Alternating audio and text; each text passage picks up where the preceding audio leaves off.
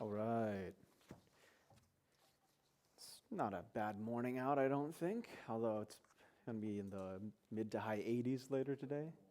It's like a, what do they say, 20% chance, a 25% chance of rain? Oh, let's keep praying for that. Yeah. Well, it's, I think Thursday it's like an 80% chance of rain, so. Still a long ways. Yeah. Fires need some rain. Are we getting fires here? Not in Oh. our county, but all North Florida and Georgia. Oh. They've had whole neighborhoods burned down. Oh, Okay. between Putnam and Clay County, that had them burning up. And when we went over to the Bluebird Festival yesterday. And you knew as soon as you were heading over that way, you could smell it in the car. You know, when the fires were brought up, I haven't seen any news or anything for it. When they were brought up as a prayer request on Wednesday, I just assumed it was California again. Yeah. No, it's And Florida. it's Florida. All of them down the coast. California or Australia, but, you know. Very interesting. I mean, I guess it is something to really be praying about because it's close to home, huh? All right, so where are we? Chapter 13, right? Pilgrim's Progress. Yep. Everybody read the chapter? Yeah? Anybody not read the chapter? Okay. Well, let's backtrack a little. Where are we? What just happened in this story? What was last week about? I can't remember his name, but he thought he could go his direction to do the same thing that Christian did. But Christian was trying to tell him it's the wrong direction. That won't work that way. You have to go this way. Right. Hypocrisy, formalist. Right. Climbing over the wall. Climbing over the wall. What was the conclusion, you know? I kind of gave my description of what a formalist was. Who's the formalist? What does he represent?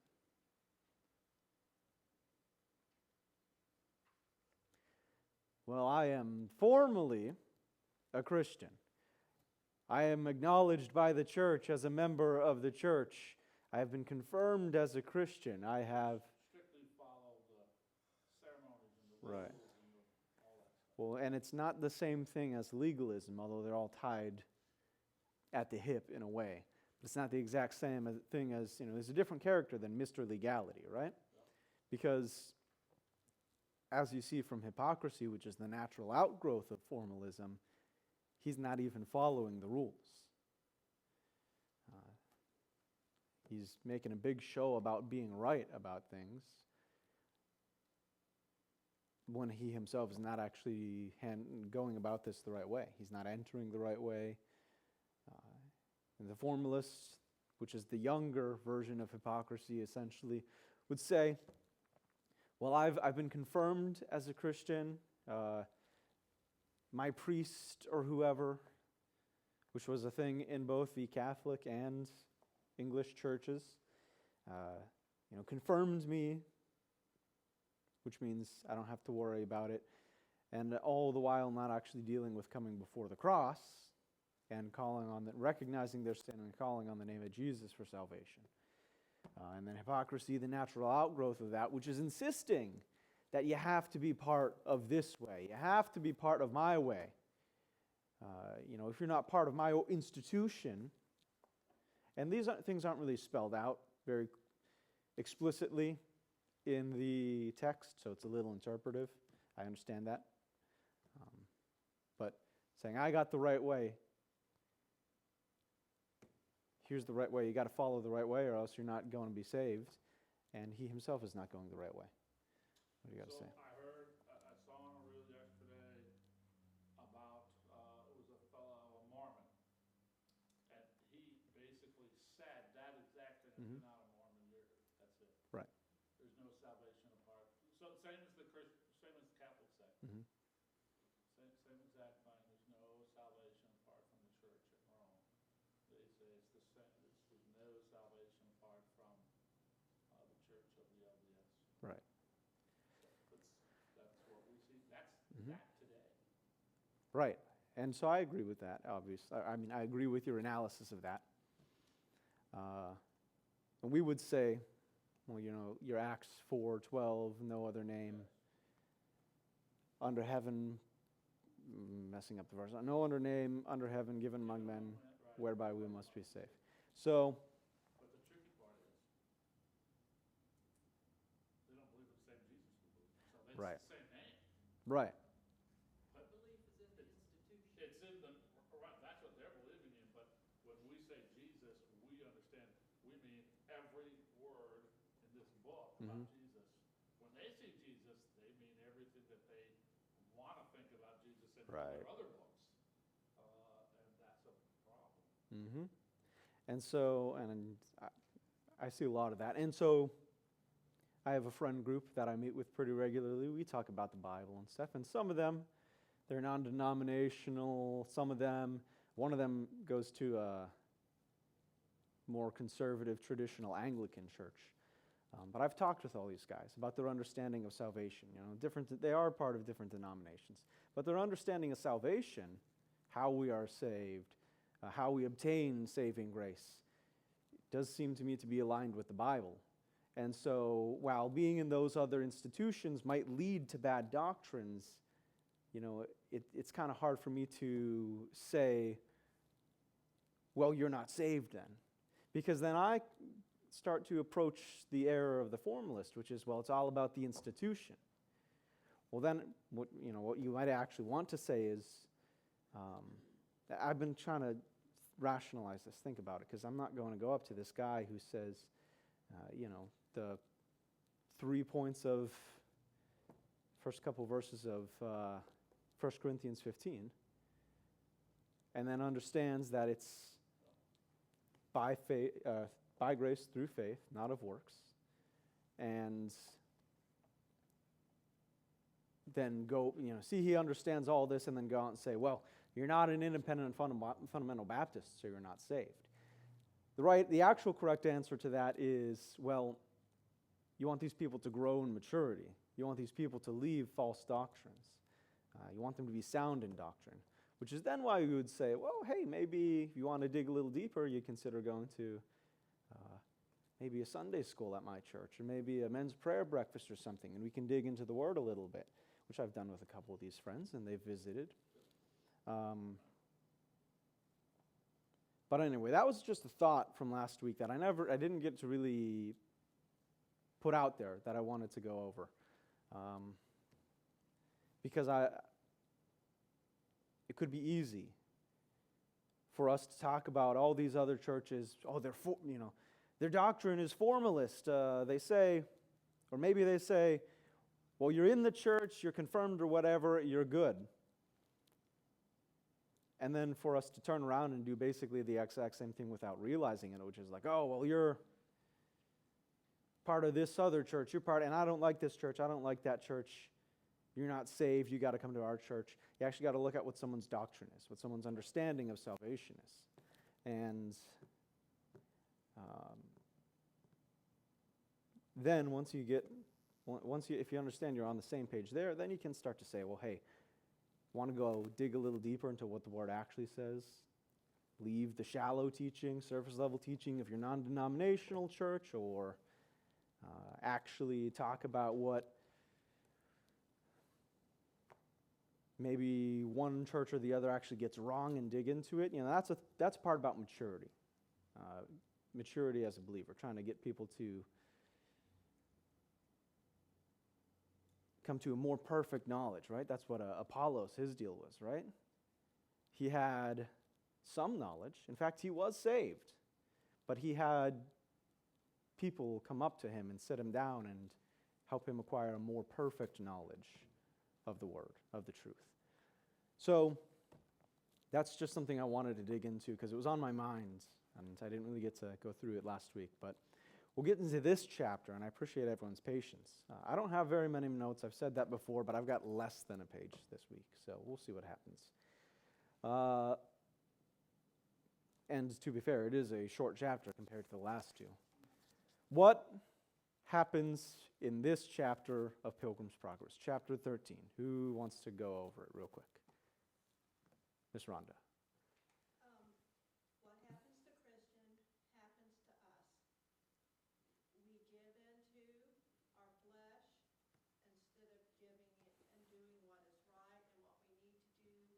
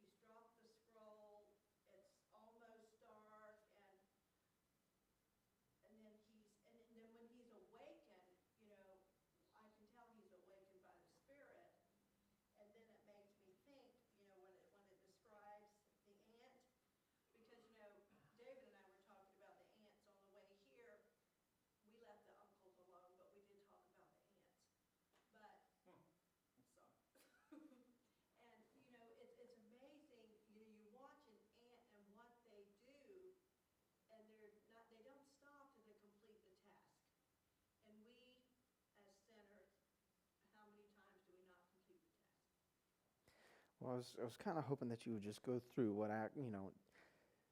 just what happens, not the application, but you've given the application, so guess we're ahead of schedule. We're done. Yeah, all right. That's been great. Everybody have a good... No, I'm kidding. He meets two guys. Who are these? What are their names? Is that pronounced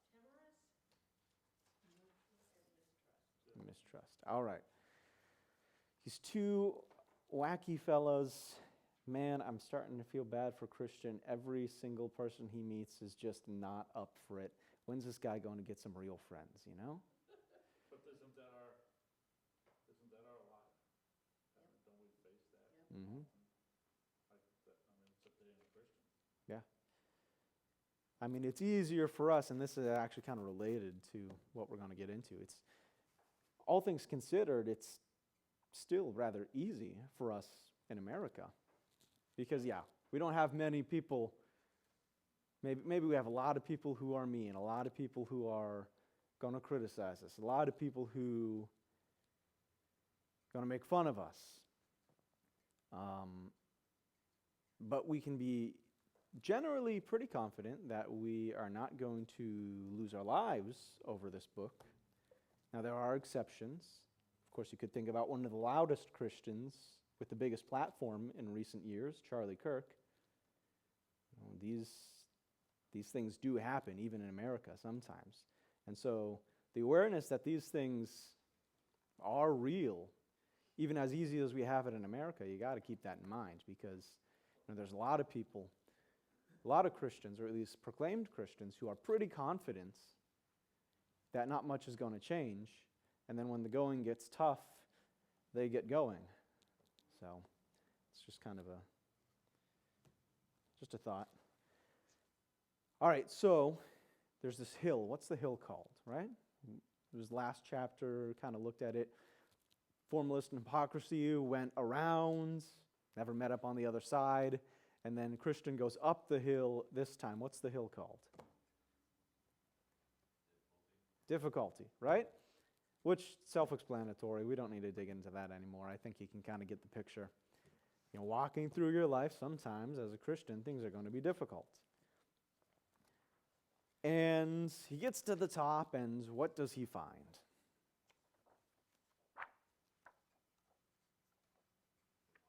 An arbor. Does everybody have the words to know section at the end of their chapters? Or is that just me? Okay. So an arbor, it's a wooded area. It's kind of a garden, a little forest kind of deal. And so there's lots of shade, maybe some water around, I don't know. But what does Christian do when he gets here? He sits and refreshes. A little more than that, right? In the beginning, he sits and refreshes. Right. So, yeah, I mean, he doesn't just sit down. He doesn't just close his eyes, rest his eyes for a little bit. This guy takes a full-on nap. He, snoozes off. Dude, this is me, on work days. One alarm goes, all right, clear it on my phone. 5 alarms later, clear it. Oh, it's 10 minutes after I'm supposed to leave. Oh, let's go. So, I kind of see some of that in my life. Not even the allegory, just literally what happens. Just dozing off, just snoozing. And he gets this warning, this message. And what's the message? And Miss Rhonda touched on it already. What's the warning? What's the heads up that he gets?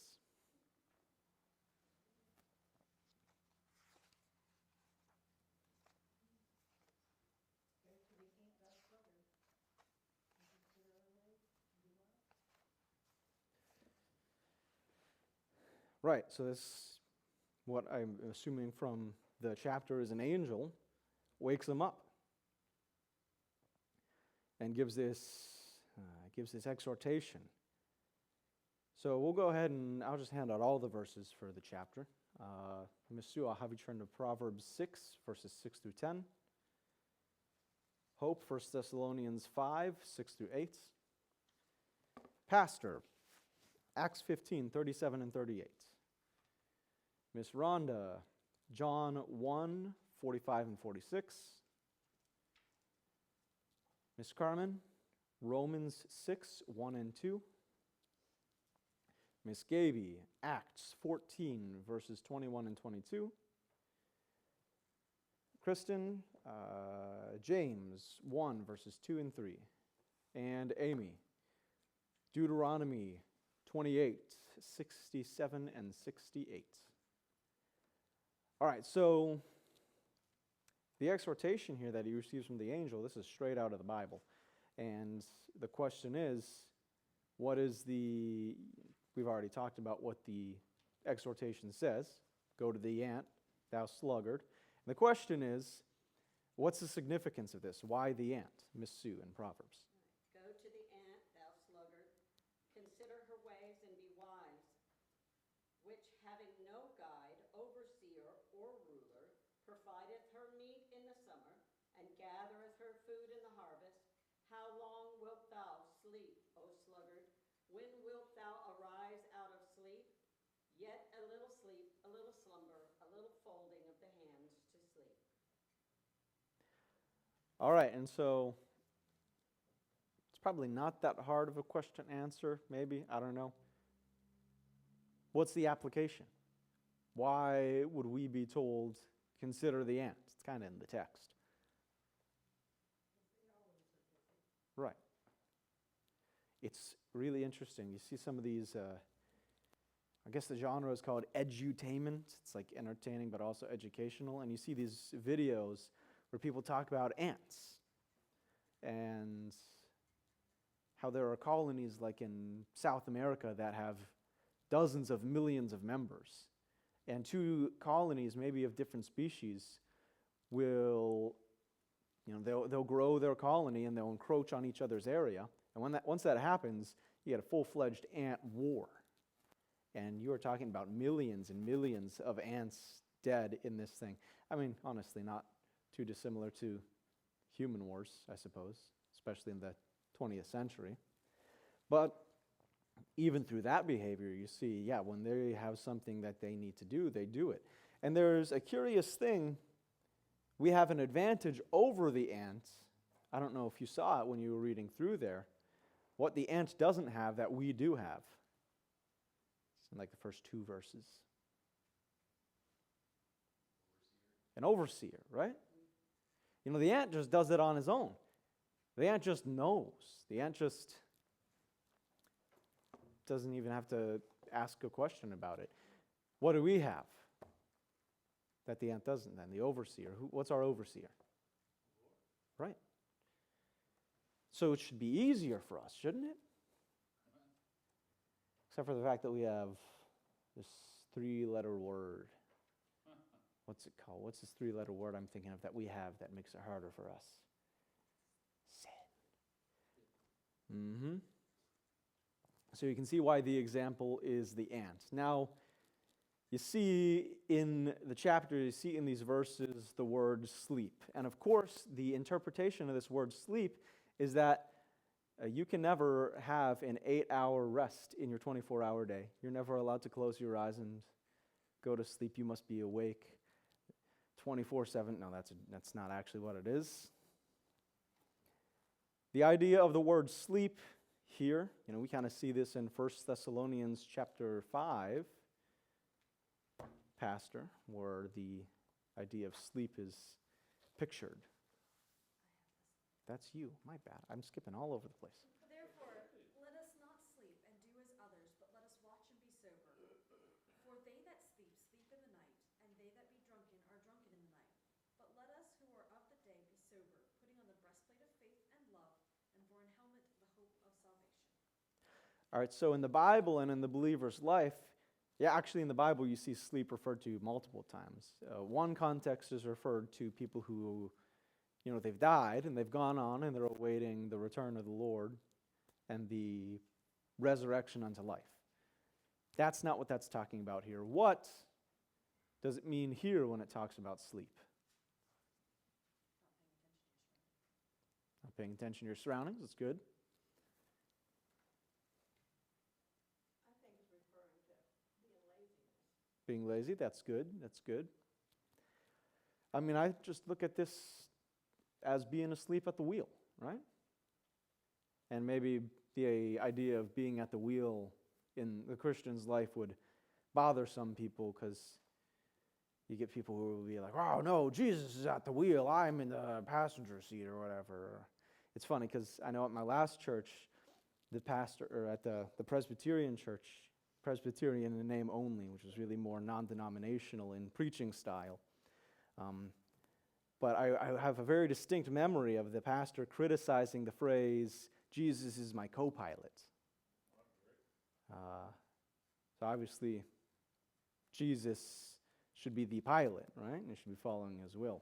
And so don't take it the wrong way when I say we can be asleep at the wheel as Christians. I understand that our direction is set by Jesus, but obviously we have a part to play in obeying, right? And I say asleep at the wheel because it kind of makes it,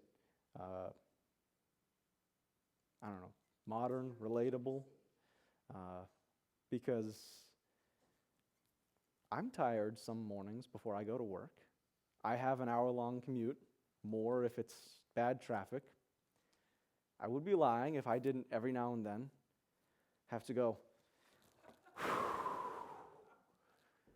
maybe tap my foot a lot just to make sure that I'm still moving. Because, of course, what happens if I'm traveling 70 miles an hour and I'm asleep at the wheel? Not a good outcome. Right. Yeah, I mean, Scroll. what's that? You'll lose more than the scroll. Right.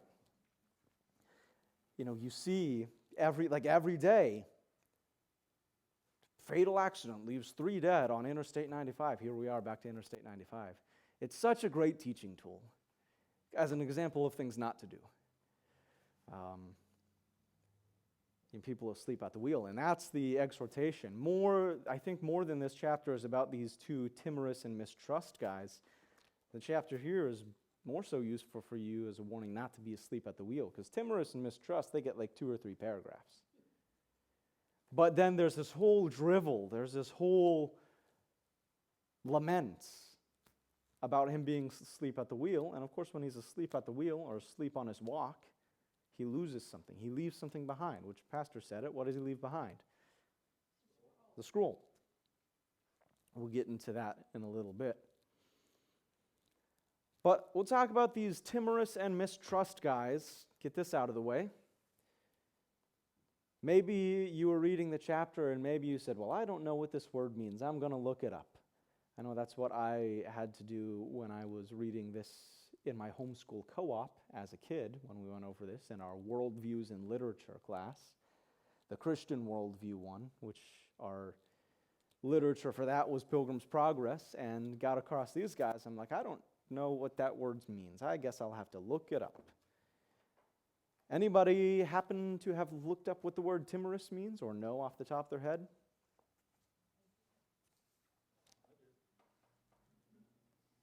Somebody say it? Cowardly? Yeah?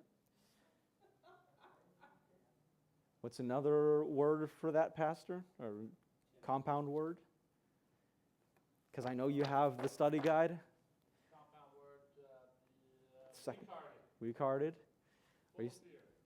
were you saying something? Timid. Timidness? Yeah, right? Oh, I'm scared. That really didn't sell it. I'm not good at acting scared because nothing scares me. No, I'm kidding. Yeah, fearfulness, right? Cowardly. And then obviously, I don't think that it's very difficult to gather what the guy mistrust is about. What do you think mistrust's deal is? Doubt, right? Doubt, skepticism, maybe a little bit of criticism. Oh, I'm trying to maybe poke holes in it to see if it actually holds up or not, because I haven't actually accepted it. And, I find it so funny because I've seen people lately arguing ridiculous things about the Bible. And one of the things is, well, I read the Bible and I became an atheist because I realized that the only evil person in the Bible is God. Well, if that's your conclusion, you clearly weren't paying attention when you were reading, right? And so at a certain level, this idea of mistrust, about criticism, skepticism, it actually comes from just not understanding and not paying attention. It's not actually purely motivated. It's not actually motivated, I have a degree in the sciences, so I understand wanting to approach things from a rational, scientific perspective, but that's not what these type of people are doing. These people, they have a secondary motive, which is sin, which is wanting to hold on to the way their lives is, wanting to not have to deal with the possibility that, this book is actually real, it's actually true, and that means something significant, and you got to deal with that. So that's timorous, that's mistrust. Where are they headed? Well, first off, one question, where do they say they're headed, and then where are they actually headed? Well, they're trying to get to the celestial city, but Mm-hmm. they're going in the opposite direction. Right, which kind of doesn't really make much sense, does it, right? Why does Timorous say that he's turned back?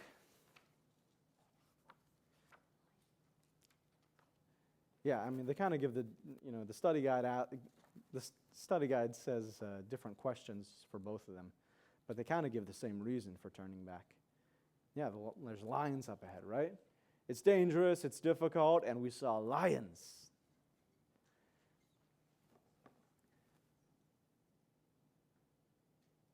Now, earlier, at the beginning, I kind of talked about this idea of, well, maybe there are saved people who aren't sound in doctrine, who aren't mature, who are not on really the right path.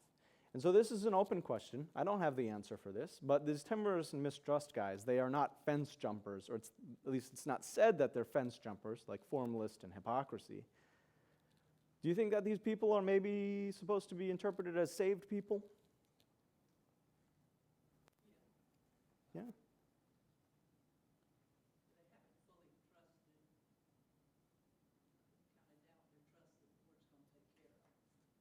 Instead of being able to walk by them lines, they're afraid He's not going to let them walk by them lines, so they're going to get away from the lines. What would be a good prayer then? Let me think. There's a verse in the Bible I'm thinking of specifically, but I don't know the reference. There's a certain man who's talking to Jesus, and he has this kind of issue. What does he say? What's his prayer? What's his request? Right? I believe, help my unbelief.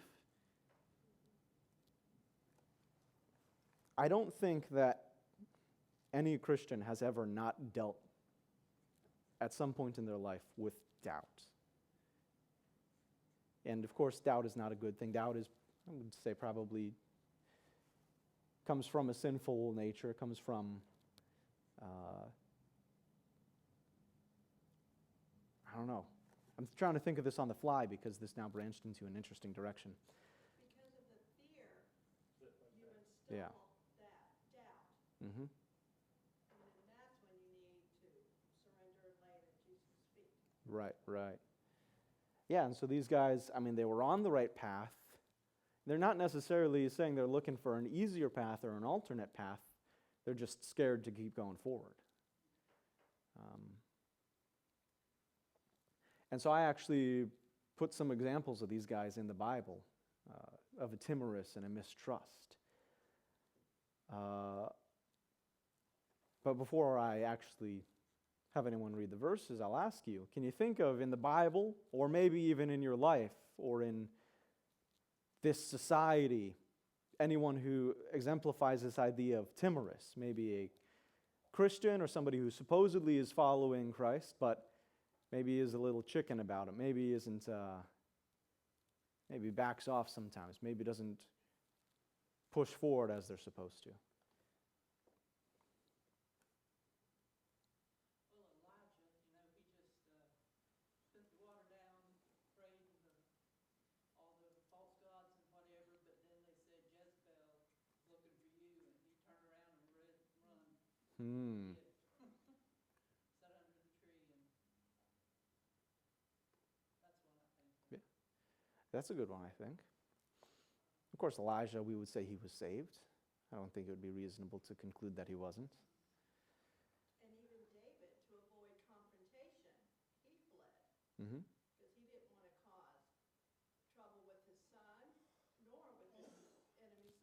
Right. So he did what he thought he should do without consulting the Lord or the Iran. And we know how he loved the Lord. Jesus. He said he denied 3 times. He denied Jesus, so he was like, didn't want them to know he was with Jesus. See, I see, Kinda turned yeah. back, but I see a bit more of the mistrust character in him. I don't know about you, but that was fear. yeah, maybe. I suppose so. So I want to give an example I pulled up, and this is a subtle example, and maybe not everyone's aware of this, but I really like it because it's a pretty interesting example. It's in Acts chapter 15, 37 and 38. It's a blink and you'll miss it kind of thing. We may have just skimmed right over it as we were going through Acts recently. Acts 15, 37, 38. And Barnabas determined to take with him John, whose surname was Mark, but Paul thought not good to take him with them, who departed from them from Pamphylia, and went not with them to the work. So John Mark, this is a guy who was with them. I mean, I wouldn't assume that Paul and Barnabas, full of the Holy Spirit, would be taking John Mark along with them. And the whole time, he's actually not one of them. Maybe I'm wrong about that. But John Mark, it's funny because in first century Judea, John was the most common Jewish name. Mark or Marcus was the most common Greek name. So this guy is just the two most common names in one. He really is just kind of an average guy, right? And he's following Paul and Barnabas. He's with them. They're buddies. And then at one point on the journey, he chickens out. He doesn't go the full mile with them. He doesn't do the work with them. And at a certain point, they say, okay, well, we can't. He's dead weight, basically. We can't be bringing him along with us. He's going to hold us back or whatever. So we're not going to bring him on this missionary journey. But then later, mentions of him in the epistles speak very highly of him. Peter, I believe, talks about how successful, how profitable he's been for the ministry. And in fact, do you know what this John Mark guy is most famously attributed with doing?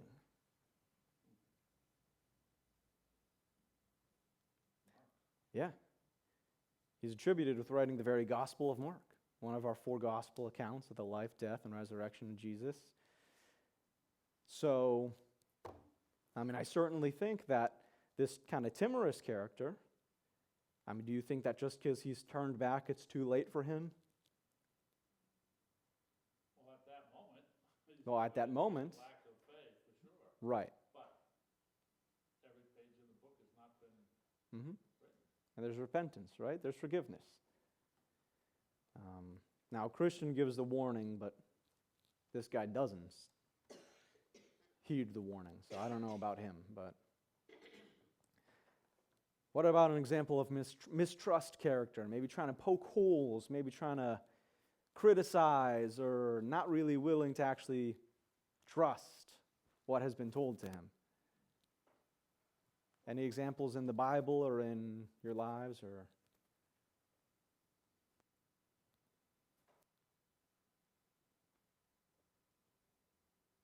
Well, doubting Thomas, for yeah, sure. there you go. That's a good one. Right? Because it's so funny, because it's really not that funny. It's actually very sad. First, the women say Jesus is risen. None of the disciples believe it. Then the 2 men from Emmaus say that he's risen. None of them believe it. Then the 10 disciples see Jesus in their very presence, and they go and tell Thomas, and he still doesn't believe it.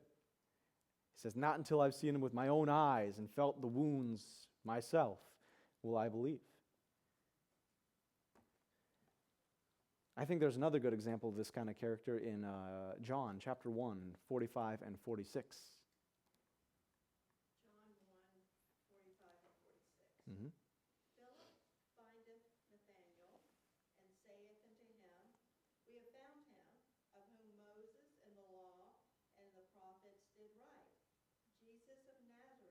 the son of Joseph. And Nathanael saith unto him, Can there any good thing come out of Nazareth? Philip saith unto him, Come and see. So, I really like this one. So Nathanael, who in other Gospels is referred to as Bartholomew, he's hanging out under the tree. Philip comes up to him, good news, hey, the Messiah, the Christ, he's here, it's this guy. And what is his response? Immediately trying to poke holes. What's his response? Can any good, really? Jesus is of Nazareth? Really? Someone from Gainesville? Can any good thing come out of Gainesville? Can any, as a Pennsylvanian, really? The First Continental Congress was held in Philadelphia, really? Can any good thing come out of Philadelphia? I'm a Pittsburgher. What can I mean. Oh, well, I don't know. I guess we all have our burdens to bear.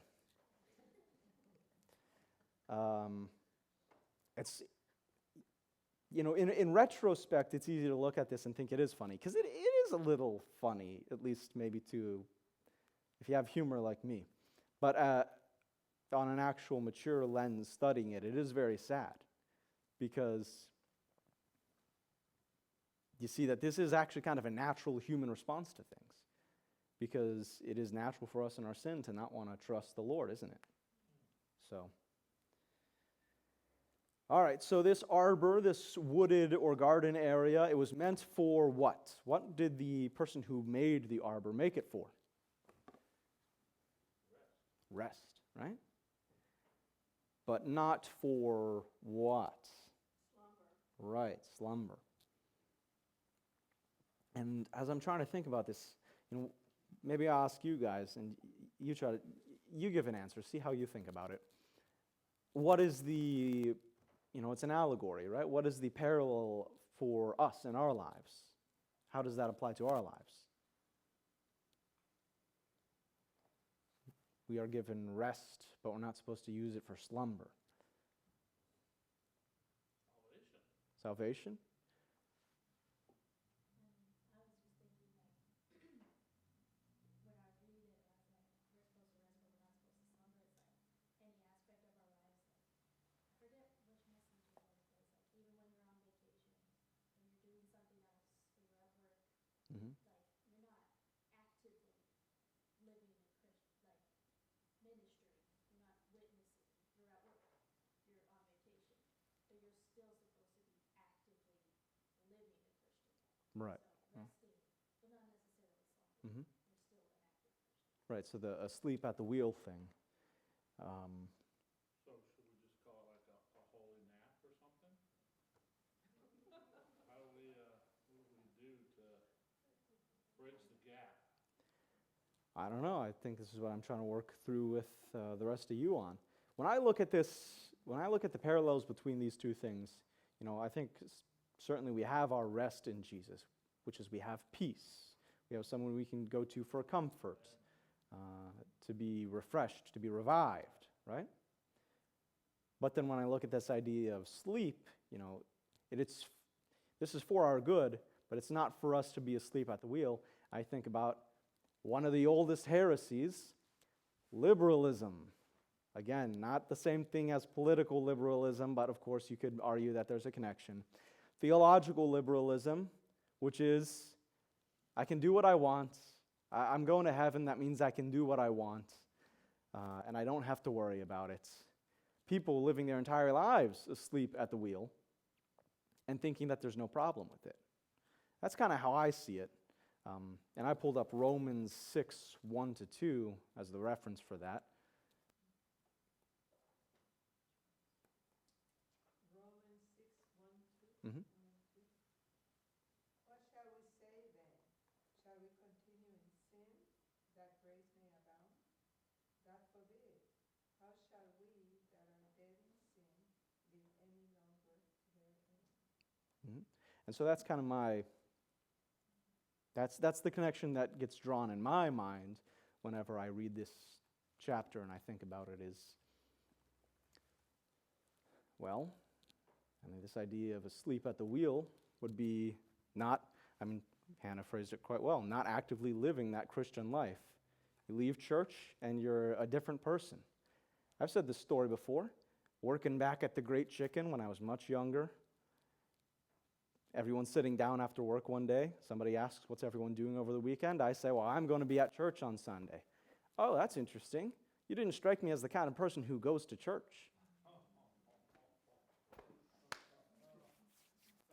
Okay, that's fair.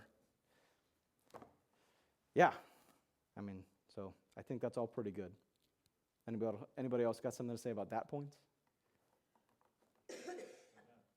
All right. Yeah.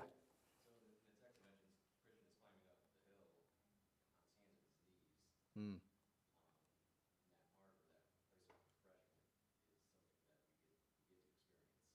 Yeah. Mm-hmm.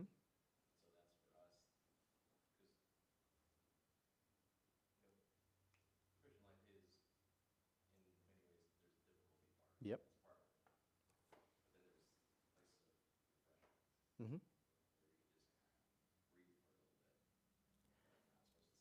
Right. And so here's what I put forward to you. Maybe the arbor is a picture of grace, right? It is something that we were by no means entitled to, but has been put forward to us for our benefit. But in the Bible, we understand that grace is not a license to what? Sin, right? And so using that grace, using that arbor to be asleep at the wheel, anyone see the connection I'm trying to make there? I think you're on the money. Just trying to help you complete that thought.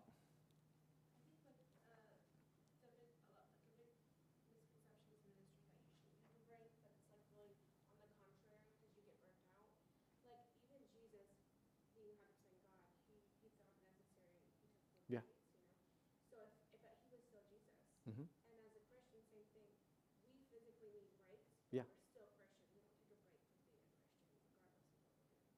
100%. Yeah, by no means am I arguing, or is this book arguing, that you're not allowed to go on vacation. But you are not supposed to stop living at any moment a Christian life, right? So Christian, he's on his way, and it's kind of like me when I'm walking out the door, and I'm like, all right, phone, wallet, keys. He's missing something, and he panics. What is he missing? The scroll. Why was the scroll important to him? I mean, you could say it served a couple purposes for him. What are some of those purposes the scroll served for him? Gave him comfort. And direction. And those are both very good and very true things.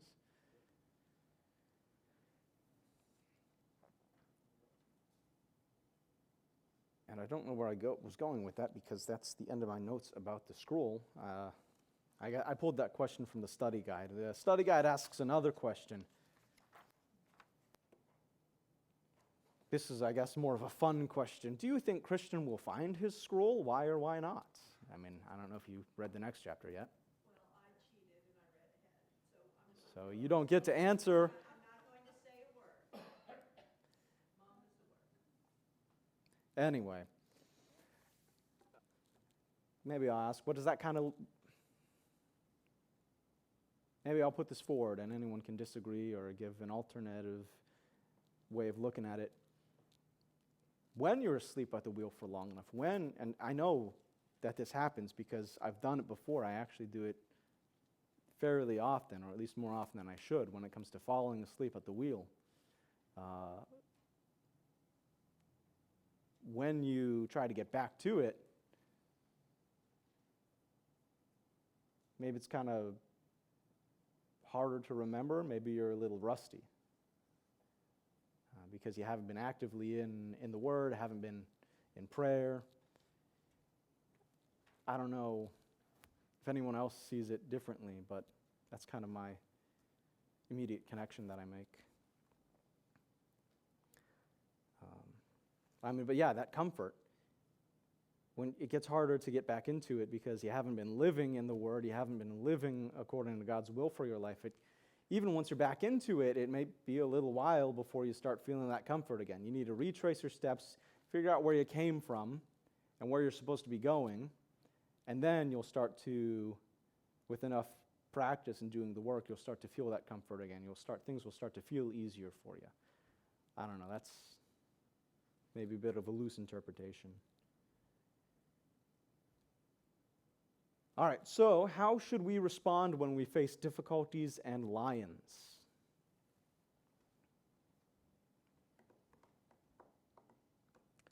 Who has Acts 14, 21 and 22? And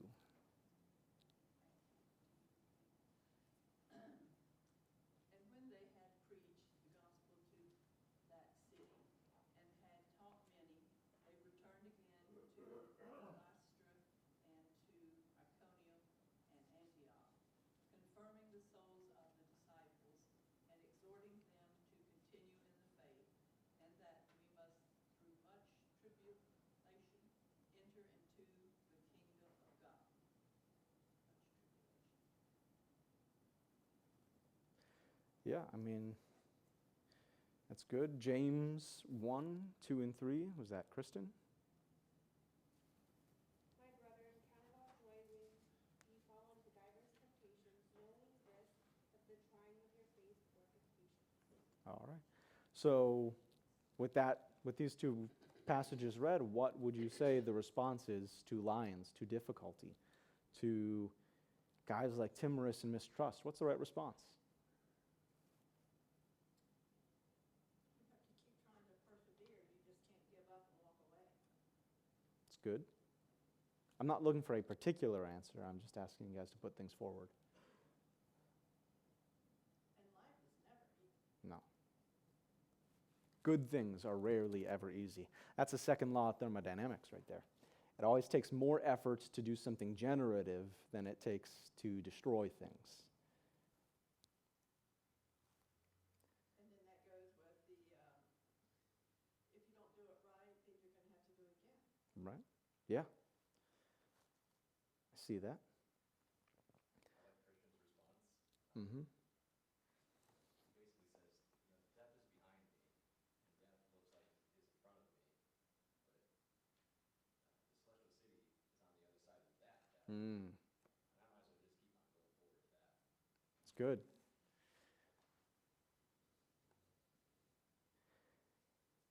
We'll move on. The last thing I have, which is at the end of the chapter, Christian makes a reference. He says, once he realizes he's been asleep at the wheel, he's lost his scroll, he says, "How many steps have I taken it in vain? Thus it happened to Israel. For their sin, they were sent back again by the way of the Red Sea." And I see a reference to that is Deuteronomy 28, 67 and 68. In the morning thou shalt say, would God it were even, and even thou shalt say, would God it were morning, for the fear of thine heart wherewith thou shalt fear, and for the sight of thine eyes which thou shalt see. And God shall bring thee into Egypt again with ships by way whereof I spake unto thee. Thou shalt see it no more again, and there shall be sold unto your enemies for bondmen and bondwomen, and no man shall buy you. All right.